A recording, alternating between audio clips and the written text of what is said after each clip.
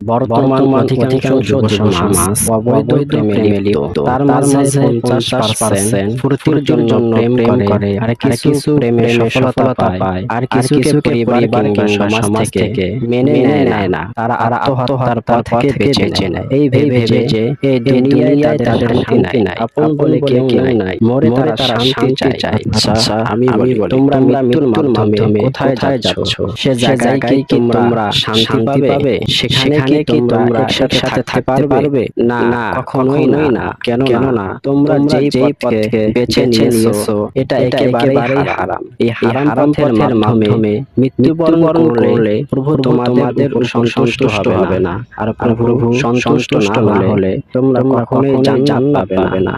আর জান্নাত না পেলে শান্তিও নেই, নির্বিশেষে পাবে জাহান্নাম। সেখানে কি তোমরা শান্তি পাবে? সেখানে কি তোমরা সম্মান পাবে? সেখানে কি তোমরা একসাথে থাকতে পারবে? না, এটা হতেই পারে না। তাহলে কি লাভ হলো তোমাদের এই আত্মহত্যার পথকে বেছে নিয়ে?